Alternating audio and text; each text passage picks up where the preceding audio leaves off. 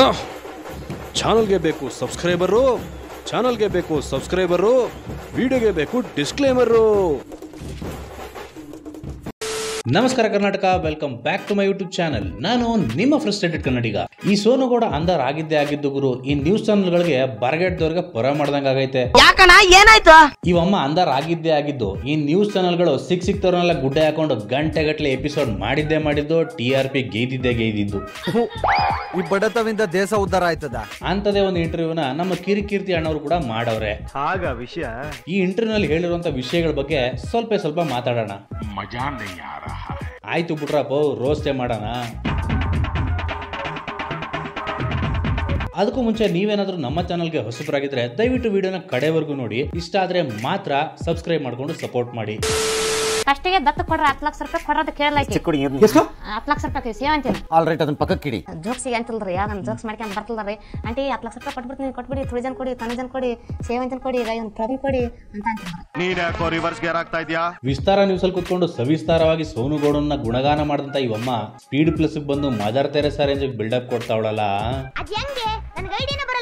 ಆದ್ರೂ ನಂಗೊಂದು ಡೌಟ್ ಗುರು, ಈ ಕಿರಿಕೀರ್ತಿ ಅವ್ರು ಏನಾದ್ರು ಮಾಡಬಾರ್ದು ಕೆಲಸ ಮಾಡಿ ಆಮೇಲೆ ಸಿಂಪತಿ ತಗೊಳ್ಳೋ ಕಳ್ಳನ ಮಕ್ಳಿಗೆಲ್ಲ ಇಮೇಜ್ ವೈಟ್ ವಾಶ್ ಮಾಡ್ಕೊಡೋ ಕಾಂಟ್ರಾಕ್ಟ್ ಏನಾರ ತಗೋಬಿಟ್ಟವ್ರ ಅಂತ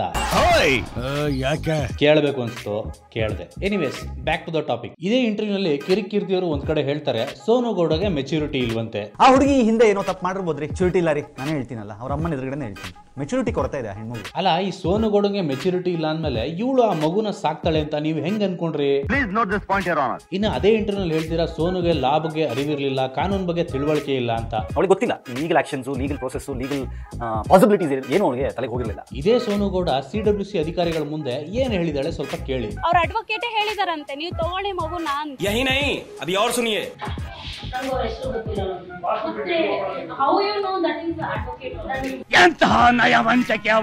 ಇವತ್ತೊಂದು ಬೈಕ್ ತಗೋಬೇಕಾದ್ರೆ ಕಲರ್ ಯಾವ್ದು, ಮೈಲೇಜ್ ಎಷ್ಟು ಬರುತ್ತೆ ಅಂತ 2-3 ಗಾಡಿಗಳನ್ನ ಕಂಪೇರ್ ಮಾಡಿ ನೋಡ್ತೀವಿ. ಒಂದು ಚಿಕ್ಕ ಮೊಬೈಲ್ ತಗೋಬೇಕಾದ್ರೂ ರಿವ್ಯೂಸ್ ಹೆಂಗಿದೆ, ಪ್ರೈಸ್ ಎಷ್ಟಿದೆ ಅಂತ ಚೆಕ್ ಮಾಡಿ ನೋಡ್ತೀವಿ. ಅಂತದ್ರಲ್ಲಿ ಒಂದು ಮಗುನ ದತ್ತು ತಗೊಳ್ಳುವಂತ ದೊಡ್ಡ ವಿಷಯಕ್ಕೆ ಒಂದು ಚಿಕ್ಕ ಗೂಗಲ್ ಸರ್ಚ್ ಮಾಡಕ್ಕಾಗ್ಲಿಲ್ವಾ? ಏನು ಉತ್ತರ ಕೊಡ್ತೀಯ ಇದಕ್ಕೆ?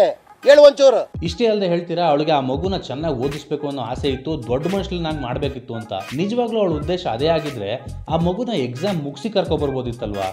ಎಕ್ಸಾಮ್ನ ಬಿಡಿಸಿ ಆತರವಾಗಿ ಕರ್ಕೊಬರುವಂತ ಅವಶ್ಯಕತೆ ಏನಿತ್ತು? ಬಾಯ್ ತಪ್ಪಿ ನಾವು ಮಾತಾಡ್ತೀವಿ, ನೀವು ಮಾತಾಡ್ತೀವಿ, ಮನೇಲಿ ಮಾತಾಡ್ತೀವಿ, ಯಾರ್ದೋ ಎದುರುಗಡೆ ಮಾತಾಡ್ತೀವಿ, ಎಂತೆಂತ ತಿಳಿದವರೇ ತಪ್ಪು ಮಾಡಿದಾರೆ. ಮೂಕಂಡ್ ಬಿಡೋಣ. ಈ ಮಧ್ಯ ಕರ್ನಾಟಕದಲ್ಲಿ ಬಾಯ್ ತಪ್ಪು ಮಾತಾಡೋದು, ಒಂದ್ ಮಾತು ಆ ಕಡೆ ಈ ಕಡೆ ಹೋಗೋದು ಫ್ಯಾಷನ್ ಆಗ್ಬಿಟ್ಟೈತೆ. ಅರ್ಥ ಆಯ್ತು ಅನ್ಸ. ಇಷ್ಟೆಲ್ಲ ಹೇಳಿ ಕಡೆಗೆ ಈ ವಿಷಯದ ಬಗ್ಗೆ ಸರ್ಕಾರ ಅವೇರ್ನೆಸ್ ಕೊಡ್ತಿಲ್ಲ ಅಂತ ಸರ್ಕಾರದ ಮೇಲೆ ಗೂಬೆ ಕೂರಿಸ್ತಾ ಇದ್ದೀರಾ. 1-2 ಕ್ಲಿಪ್ ಹಾಕ್ತೀನಿ, ದಯವಿಟ್ಟು ನೋಡಿ. ನೀವು ಗಾಡಿಲಿ ಹೋಗ್ಬೇಕಾದ್ರೆ ಸಿಗ್ನಲ್ ಹತ್ರ ರೂಲ್ಸ್ ತಗೊಳ್ಳಿ ಅಂಕಲ್, ಪೆನ್ ತಗೊಳ್ಳಿ ಅಂಕಲ್, ಖರ್ಚಿಗೆ ತಗೊಳ್ಳಿ ಅಂಕಲ್ ಅಂತ ಮಕ್ಕಳು ಬಂದಾಗ ನೀವು ದುಡ್ಡು ಕೊಟ್ಟು ತಗೊಂಡಿದ್ದೀರಾ. ಬಹಳ ಎಮೋಷನಲ್ ಆಗಿ ನಾನು ಇವತ್ತೇನೋ ಒಂದು ಒಳ್ಳೆ ಕೆಲಸ ಮಾಡಿದ್ರೆ ಸಾರ್ಥಕತೆ ನೀವು ಪಡ್ಕೊಂಡಿದ್ರೆ ನೀವು ತುಂಬಾ ದೊಡ್ಡ ತಪ್ಪು ಮಾಡ್ತಾ ಇದ್ದೀರಾ.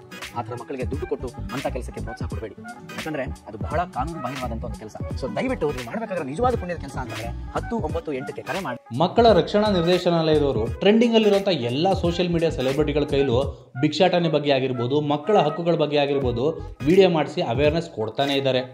ಅದೇ ಅಲ್ಲದೆ ಇದ್ರ ಬಗ್ಗೆ ಸಾಕಷ್ಟು ಸಾಕ್ಷ್ಯ ಚಿತ್ರಗಳು ಕೂಡ ಅವೈಲೇಬಲ್ ಇದೆ. ಆದರೆ ಇಂಥ ವಿಷಯಗಳೆಲ್ಲ ಎಲ್ಲಿ ಟ್ರೆಂಡಿಂಗ್ ಬರುತ್ತೆ ಹೇಳಿ? ನಮ್ಮ ಜನಗಳಿಗೆ ಇಬ್ರು ಹೊಡೆದಾಡೋದು, ಕಂಡವ್ರ ಸಂಸಾರದಲ್ಲಿ ಏನು ನಡೀತಾ ಇದೆ ಅನ್ನೋದು, ನಮ್ಮ ಮನೇಲಿ ಉಪ್ಸಾರು ಬಸ್ಸಾರು ಗಾಯ್ಸ್ ಅನ್ನೋದೇ ವಿಡಿಯೋಗಳೇ ಟ್ರೆಂಡ್ ಆಗೋದು. ಇನ್ನು ಮಾಲ್ಡೀವ್ಸ್ಗೆ ಹೋಗಿ ಬಟ್ಟೆ ಬಿಚ್ಚಿದವ್ರನ್ನ ನೀವೇ ಕರ್ಕೊಂಬಂದು ಇಂಟರ್ವ್ಯೂ ಮಾಡಲ್ವೇ? ಇನ್ನು ಇಷ್ಟೆಲ್ಲ ಮಾತಾಡೋ ನ್ಯೂಸ್ ಚಾನೆಲ್ಗಳು ನೀವು ಈ ವಿಷಯಗಳ ಬಗ್ಗೆ ಎಷ್ಟು ಅವೇರ್ನೆಸ್ ಪ್ರೋಗ್ರಾಮ್ಗಳನ್ನ ಮಾಡಿದ್ದೀರಾ? ಯಾವನೋ ಮುದ್ದೆ ಕಟ್ಟಿದ್ದು, ತಿಂದಿದ್ದು, ತೊಳೆದಿದ್ದು, ಹೇತಿದ್ನೆಲ್ಲ ತೋರ್ಸಕ್ಕೆ ನಿಮ್ಮ ಹತ್ರ ಟೈಮ್ ಇದೆ. ಆದ್ರೆ ಇಂಥ ವಿಷಯಗಳ ಬಗ್ಗೆ ಅವೇರ್ನೆಸ್ ಕೊಡಕ್ಕೆ ನಿಮ್ಮ ಹತ್ರ ಅರ್ಧ ಗಂಟೆ ಟೈಮ್ ಇಲ್ಲ. ಅವೆಲ್ಲ ಮಾಡಿದ್ರೆ TRP ಬರಲ್ಲ. ವರ್ತೂರು ಸಂತೋಷ ವಿಚಾರದಲ್ಲೂ ಹಿಂಗೆ ಆಯಿತು.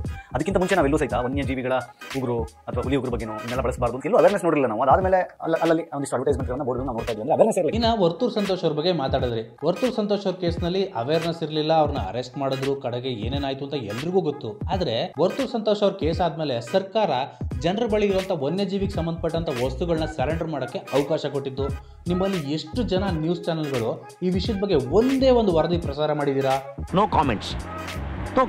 ದಿನ ಬೆಳಿಗ್ಗೆ ಇದ್ರೆ ಬನ್ನಿ ನಮ್ಮ ಜೊತೆ ಯಾವ್ಯಾವ ಜಂಕ್ಷನ್ಗಳನ್ನ ಮಕ್ಕಳು ತೋರಿಸ್ತಾರೆ. ಉರಿ ಬಿಸಿಲಲ್ಲಿ 6 ತಿಂಗಳು 8 ತಿಂಗಳು ಮಕ್ಕಳನ್ನು ಸ್ವಂತದಲ್ಲಿ ಹಾಕೊಂಡು ಭಿಕ್ಷೆ ಹೇಳ್ತಾ ಇರ್ತಾರೆ. ಅಂತವ್ರ ಮಕ್ಕಳನ್ನ ಕರ್ಕೊಂಡು ಇಟ್ಕೊಳ್ರಿ, ಅಲ್ಲಿ ಕೊಡ್ಬೇಕು ಅವ್ರಿಗೆ ನ್ಯಾಯ. ಅಂತ ಮಕ್ಕಳಿಗೆ ಸಿಗ್ಬೇಕು ನ್ಯಾಯ.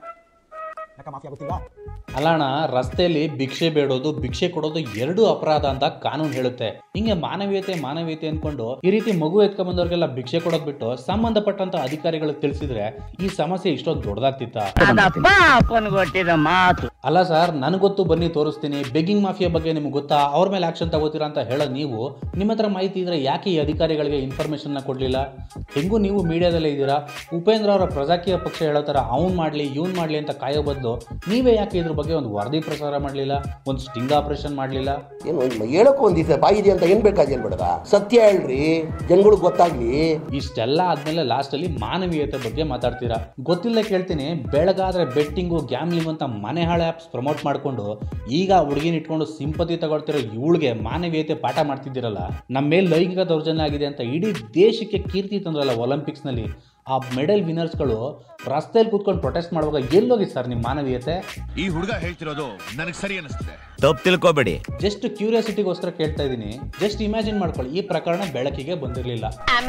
ಎಜುಕೇಶನ್ ಕೊಡಿಸ್ತೀನಿ ಅಂತ ಹೇಳಿ ಕರ್ಕೊಂಬಂದಿದ್ದಾಳಲ್ಲ, ಇವತ್ತು ಬೆಂಗಳೂರಿನಲ್ಲಿ ಒಂದು ಸುಮಾರಾಗಿರುವಂಥ ಸ್ಕೂಲ್ಗೆ ಸೇರಿಸ್ತೀನಿ ಅಂದ್ರೆ 75,000 ರಿಂದ 80,000 ಫೀಸ್ ಆಗುತ್ತೆ. ಸ್ವಲ್ಪ ಸ್ಟ್ಯಾಂಡರ್ಡ್ ಆಗಿರುವಂಥ ಸ್ಕೂಲ್ಗೆ ಸೇರಿಸ್ತೀನಿ ಅಂದ್ರೆ 1.5 ರಿಂದ 2 ಲಕ್ಷದವರೆಗೂ ಒಳ್ಳೆ ಮಾಫಿಯಾಗಳ ತರ ಫೀಸ್ ವಸೂಲಿ ಮಾಡ್ತಿದ್ದಾರೆ. ಇಷ್ಟೆಲ್ಲ ಫೀಸ್ ಕಟ್ಕೊಂಡು ಆ ಹುಡುಗಿನ ಸಾಕಕ್ಕೆ ಇವಳ ಆದಾಯ ಏನು? ಇವಳು ದುಡ್ಡು ಎಲ್ಲಿಂದ ಬರುತ್ತೆ? ಇವತ್ತು ಆ ಹುಡುಗಿ ವಿಡಿಯೋಗಳಲ್ಲಿ ಕಾಣಿಸ್ಕೊತಿರೋದ್ರಿಂದ ಸ್ವಲ್ಪ ಟ್ರೆಂಡಿಂಗ್ ಅಲ್ಲಿ ಇದೆ, ದುಡ್ಡು ಬರ್ತಾ ಇದೆ. ಆದ್ರೆ ಈ ಟ್ರೆಂಡ್ ಯಾವಾಗ್ಲೂ ಇರುತ್ತಾ? ಇಲ್ಲ ಸರ್, ಇಲ್ಲ. ದೊಡ್ಡ ದೊಡ್ಡ ಆಕ್ಟರ್ಗಳೇ ಮೂಲೆ ಗುಂಪಾಗಿರೋ ಈ ಟೈಮಲ್ಲಿ ಇವಳು ವಿಡಿಯೋಗಳು ಯಾವಾಗ್ಲೂ ಓಡುತ್ತೆ ಅಂತ ಏನ್ ಗ್ಯಾರಂಟಿ? ಯೂಟ್ಯೂಬ್ ಆದಾಯ ಪಕ್ಕಕ್ಕೆ ಇಟ್ರೆ ಇವಳಿಗೆ ಆದಾಯ ಎಲ್ಲಿಂದ ಬರುತ್ತೆ? ಇನ್ಸ್ಟಾಗ್ರಾಮ್ ಪ್ರಮೋಷನ್ಗಳಿಂದ ಬರುತ್ತೆ. ಇವ್ರು ಪ್ರಮೋಟ್ ಮಾಡೋ ಆ್ಯಪ್ಗಳಂತವು ಬೆಟ್ಟಿಂಗು, ಗ್ಯಾಮ್ಲಿಂಗು ಇತ್ಯಾದಿಗಳು. ಒಂದು ವೇಳೆ ನಾಳೆ ದಿನ ಯಾರೋ ಈ ಬೆಟ್ಟಿಂಗ್ ಆ್ಯಪ್ಗಳಿಂದ ದುಡ್ಡು ಕಳ್ಕೊಂಡು ಹೋಗಿ ಇವಳ ಮೇಲೆ ಕಂಪ್ಲೇಂಟ್ ಕೊಟ್ಟು ಪೊಲೀಸ್ ಕೇಸ್ ಆಗಿ ಇವಳು ಅಂಧಾರ ಆದ್ರೆ ಆ ಹುಡುಗಿ ಭವಿಷ್ಯ ಏನಾಗುತ್ತೆ? ಇಂಥವನ್ನೆಲ್ಲ ಗಮನದಲ್ಲಿ ಇಟ್ಕೊಂಡೆ ಸರ್ ಒಂದು ಕಾನೂನು ಮಾಡೋದು. ಈ ಕಾನೂನಲ್ಲಿ ಅದಕ್ಕೆ ಹೇಳೋದು, ಮೆಂಟಲ್ ಹೆಲ್ತ್ ಚೆನ್ನಾಗಿರ್ಬೇಕು, ಫೈನಾನ್ಷಿಯಲ್ ಕಂಡೀಷನ್ ಚೆನ್ನಾಗಿರ್ಬೇಕು, ಅವರ ಹಿಸ್ಟ್ರಿ ಚೆನ್ನಾಗಿರ್ಬೇಕು. ಯಾಕೆ ಅಂದ್ರೆ ಈ ಕಾನೂನನ್ನ ಮಾಡಿದವರು ಕೂಡ ಮನುಷ್ಯರೇ ಸರ್, ಅವ್ರಿಗೂ ಮಾನವೀಯತೆ ಇದೆ. ಪ್ರತಿಯೊಂದು ಕಾನೂನು ಕೂಡ ಯಾರೋ 4 ಲೈನ್ ಬರೆದ್ರು ಅಂದ ತಕ್ಷಣ ಪಾಸ್ ಆಗಲ್ಲ. ಒಂದು ಕಾನೂನನ್ನ ಎಲ್ಲಾ ಆಂಗಲ್ ಗಳಿಂದ ಬಹಳಷ್ಟು ಜನ ವಿಶ್ಲೇಷಣೆ ಮಾಡಿನೇ ಒಂದು ಕಾನೂನು ಪಾಸ್ ಆಗೋದು. ಇಷ್ಟು ಚಿಕ್ಕ ವಿಚಾರ ತಮಗೆ ಅರ್ಥ ಆಗ್ಲಿಲ್ವೇ? ಅಲ್ಲ ಸ್ವಾಮಿ, ಹೇಳಡಿ ನಿಂತ್ಕೊಂಡು ನಮ್ಮ ಕೈಲಿ ಹೇಳಿಸ್ಕೊಳಂಗ ಆಗ್ಬಿಟ್ರಲ್ಲ. ನಮ್ಮ ರಾಜ್ಯದಲ್ಲಿ ತಿಂಗಳಿಗೆ ಇಲ್ಲಿಗಲ್ ಅಡಾಪ್ಷನ್ ಕುರಿತಾದಂತ 100 ಕೇಸ್ಗಳು ರಿಜಿಸ್ಟರ್ ಆಗ್ತಾನೆ ಇರ್ತವೆ. ಈ ಕೇಸಲ್ಲಿ ಮಾನವೀಯತೆ, ಮೆಂಟಲ್ ಹೆಲ್ತ್, ಎಜುಕೇಶನ್ ಅಂತೆಲ್ಲ ಮಾತಾಡ್ತಿರೋ ನೀವು ಈ ಯಾವುದೇ ಒಂದು ಪ್ರಕರಣದ ಬಗ್ಗೆ ತುಟಿಕ್ ಪಿಟಿಕ್ ಅನ್ನಿಲ್ವಲ್ಲ, ಯಾಕೆ? ಇನ್ನ ರಾಕೇಶ್ ಅಡಿಗ ಅವರು ಒಂದ್ ಬಹಳ ಒಳ್ಳೆ ಕ್ವಶನ್ ಕೇಳಿದ್ರು.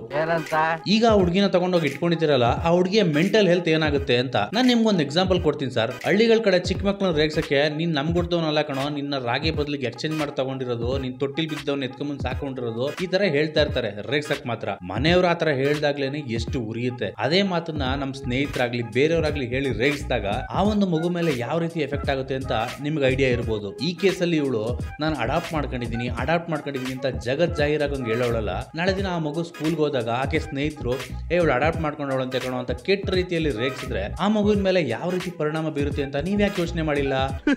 ಸರಿಯಾಗಿ ಹೇಳಿದ್ರಿ. ಇನ್ನು ನಾನು ಕಿರಿಕಿರ್ತಿಯವ್ರಿಗೆ ಕೇಳಕ್ ಬಯಸೋದೇನಪ್ಪ ಅಂದ್ರೆ, ನಾನು ಲಾಸ್ ಬಗ್ಗೆ ಚೆನ್ನಾಗಿ ಓದ್ಕೊಂಡಿದ್ದೀನಿ, ಲಾಸ್ನೆಲ್ಲ ತಿಳ್ಕೊಂಡೇ ಮಾತಾಡ್ತಿದ್ದೀನಿ ಅಂತ ಹೇಳೋ ನೀವು, ಹಾಗಿದ್ರೆ ನಿಮ್ ಪ್ರಕಾರ ಮಕ್ಕಳ ರಕ್ಷಣಾ ನಿರ್ದೇಶನಾಲಯದವರು ಏನ್ ಮಾಡ್ಬೇಕಾಗಿತ್ತು? ನೋಡಿದ್ರು ನೋಡದಿರೋಂಗೆ ಸುಮ್ನೆ ಕುತ್ಕೋಬೇಕಾಗಿತ್ತಾ? ಎಲ್ಲಿಂದ ಬರ್ತೀವಿ ಬ್ರೋ ನೀವೆಲ್ಲ? ಅಲ್ಲ, ಒಬ್ಬ ಪತ್ರಕರ್ತನಾಗಿ ಯಾವುದೇ ಒಂದು ವಿಷಯದ ಬಗ್ಗೆ ಕೂಲಂಕುಷವಾಗಿ ಪರಿಶೀಲಿಸಿ, ಪಾಸಿಟಿವ್ ಇರ್ಲಿ ನೆಗೆಟಿವ್ ಇರ್ಲಿ ಪ್ರತಿಯೊಂದು ವಿಷಯಗಳನ್ನ ಜನಕ್ಕೆ ಮುಟ್ಟಿಸ್ಬೇಕಾಗಿರೋದು ನಿಮ್ಮ ಕರ್ತವ್ಯ. ಅಂತದ್ರಲ್ಲಿ ಇವಳನ್ನ ಏನೋ ಮದರ್ ತೆರೇಸಾ ತರ ಸಮಾಜ ಸೇವೆ ಮಾಡ್ತಾವಳೆ ಅನ್ನೋ ತರ ಬಿಂಬಿಸ್ತಿದಿರಲ್ಲ, ಸಮಾಜಕ್ಕೆ ಏನ್ ಮೆಸೇಜ್ ಕೊಡಕ್ ಹೊರಟಿದ್ದೀರಾ ನೀವು ಇದರಿಂದ? ಅಲ್ಲ, ಇವಳು ಆ ಮಗುನ ಅಡಾಪ್ಟ್ ಮಾಡ್ಕೊಂಡು ದೊಡ್ಡ ಮನುಷ್ಯಲಾಗಿ ಮಾಡ್ತಿದ್ಲು, ಅದು ಮಾಡ್ತಿದ್ಲು, ಇದು ಮಾಡ್ತಿದ್ಲು ಅಂತ ಹೇಳ್ತಿದಿರಲ್ಲ, ಇವಳು ಮಾಡ್ತಿರೋ ಇಲ್ಲಿಗಲ್ ಕೆಲಸಗಳ ಬಗ್ಗೆ ಯಾಕೆ ನೀವು ಮಾತಾಡ್ತಿಲ್ಲ? ಏನಕ್ಕೆ ಸರ್ ಬರಲ್ಲ ಮನ್ಸು ನಿಮ್ಗೆ? ಇವಳು ಮಾಡೋ ಪ್ರಮೋಷನ್ಗಳೆಂತವು ನೋಡಿದೀರಾ ನೀವು? ಇವಳು ಪ್ರತಿದಿನ ಹಾಕೋ ಸ್ಟೋರಿಗಳೆಂತವು ನೋಡಿದೀರಾ ನೀವು? ಬೆಟ್ಟಿಂಗ್ ಪ್ರಿಡಿಕ್ಷನ್ ಕೊಡೋರ್ನ ಸಪೋರ್ಟ್ ಮಾಡೋ ಇಂಥವ್ರನ್ನ ಏನೋ ಸಮಾಜ ಸೇವಕರು ಅನ್ನೋ ತರ ಪ್ರೊಜೆಕ್ಟ್ ಮಾಡ್ತಿದ್ರಲ್ಲ, ಇದರಿಂದ ನೀವು ಗಳಿಸಿದ್ದಾದ್ರೂ ಏನು? ಇದಕ್ಕೆ ಏನು ಉತ್ತರ ಕೊಡ್ತೀಯಪ್ಪ? ದಯವಿಟ್ಟು ನಾನು ನಿಮ್ಮನ್ನ ಒಂದೇ ಒಂದು ಕೇಳ್ಕೊಳ್ಳೋದು, ನೀವು ಸಮಾಜಕ್ಕೆ ಒಳ್ಳೇದ್ ಬಯಸ್ತಾ ಇರೋರ್ನ, ಸಮಾಜದಲ್ಲಿರುವಂತ ಒಳ್ಳೆ ಟ್ಯಾಲೆಂಟ್ಗಳನ್ನ ಗುರುತಿಸಿ ಅವ್ರನ್ನ ಇಂಟರ್ವ್ಯೂ ಮಾಡದೇ ಇದ್ರೂ ಪರವಾಗಿಲ್ಲ, ದಯವಿಟ್ಟು ಇಂಥವ್ರನ್ನ ಮುನ್ನೆಲೆಗೆ ತಂದು ಸಮಾಜಕ್ಕೆ ಕೆಟ್ಟ ಸಂದೇಶ ಮಾತ್ರ ದಯವಿಟ್ಟು ಕೊಡಬೇಡಿ. ಫೈನಲಿ ಈ ವಿಷಯದ ಬಗ್ಗೆ ನಾನು ಹೇಳೋದೇನಪ್ಪ ಅಂತಂದ್ರೆ, ಈ ಸೋನುಗೌಡ ಮಾಡೋ ಕಿತ್ತೋಗಿರೋ ಪ್ರಮೋಷನ್ ಒಂದಷ್ಟು ಕಂಟೆಂಟ್ ಬಗ್ಗೆ ನನಗೆ ಅಸಮಾಧಾನ ಇದೆ. ಆದ್ರೆ ಈ ಸೋನುಗೌಡನ ಮೇಲೆ ನನಗೆ ಯಾವ ವೈಯಕ್ತಿಕ ದ್ವೇಷನೂ ಇಲ್ಲ. ಈ ಕೇಸಲ್ಲಿ ಇವಳಿಗೆ ಶಿಕ್ಷೆ ಆಗುತ್ತೋ ಬಿಡುತ್ತೋ ಅದ್ರ ಬಗ್ಗೆ ಇಂಟ್ರೆಸ್ಟು ಇಲ್ಲ, ನಂಗೆ ಬೇಕಾಗೂ ಇಲ್ಲ. ಆದ್ರೆ ನಾನು ಮುಂದೆ ಎಕ್ಸ್ಪೆಕ್ಟ್ ಮಾಡೋದೇನಪ್ಪ ಅಂತಂದ್ರೆ, ಆದ್ರೆ ಇನ್ಫ್ಲೂಯೆನ್ಸರ್ಸು, ಸೋಷಿಯಲ್ ಮೀಡಿಯಾ ಸ್ಟಾರ್ಸು, ಯೂಟ್ಯೂಬರ್ಸು ಅಂತ ಹೇಳ್ಕೊಂಡು ನಾವು ಏನ್ ಮಾಡಿದ್ರು ನಡೆಯುತ್ತೆ, ಪಾಪ್ಯುಲರ್ ಆಗಿದ್ರೆ ಎಲ್ಲರೂ ನಮ್ಮ ಸಪೋರ್ಟಿಗೆ ಬರ್ತಾರೆ ಅಂತ ಅನ್ಕೊಂಡು ಮೆರೀತಿದಾರಲ್ಲ, ಇಂಥವ್ರಿಗೆ ಒಂದು ಒಳ್ಳೆ ಪಾಠ ಆಗುವಂಥ ಜಡ್ಜ್ಮೆಂಟ್ ಬರಲಿ ಅಂತ ಅಷ್ಟೇ ನಾನು ಕೇಳ್ಕೊಳ್ಳೋದು. ಹೋಪ್ ವಿಡಿಯೋ ಇಷ್ಟ ಆಯಿತು ಅಂತ ಅನ್ಕೋತೀನಿ. ವಿಡಿಯೋ ಇಷ್ಟ ಆಗಿದ್ರೆ ಒಂದು ಲೈಕ್ ಹಾಕ್ಬೋದು, ವಿಡಿಯೋ ಇಷ್ಟ ಆಗಿಲ್ಲ ಅಂದರೆ ಡಿಸ್ಲೈಕ್ ಕೂಡ ಮಾಡ್ಬೋದು. ಹಾಗೆ ಈ ವಿಡಿಯೋ ಏನಾದರೂ ತುಂಬ ಇಷ್ಟ ಆಯಿತು ಅಂತಂದರೆ ನಿಮ್ಮ ಸ್ನೇಹಿತರಿಗೂ ಕೂಡ ಶೇರ್ ಮಾಡ್ಬೋದು. ಈ ವಿಷಯದ ಬಗ್ಗೆ ನಿಮ್ಗೆ ಏನಿಸುತ್ತೆ ಅನ್ನೋದನ್ನ ಕಮೆಂಟ್ ಮಾಡಿ. ಹಾಗೆ ತುಂಬ ದಿನದಿಂದ ಒಂದು ವಿಡಿಯೋ ಪೆಂಡಿಂಗ್ ಉಳ್ಕೊಂಡ್ಬಿಟ್ಟಿದೆ, ಅದೇ MLM ಅವ್ರದ್ದು. ನೆಕ್ಸ್ಟ್ ವಿಡಿಯೋದಲ್ಲಿ ರುಬ್ಬೋಣ. ಅಭಿಮಾನವೇ ನಮ್ಮ ಅಕ್ಕಿ ಬೇಳೆ.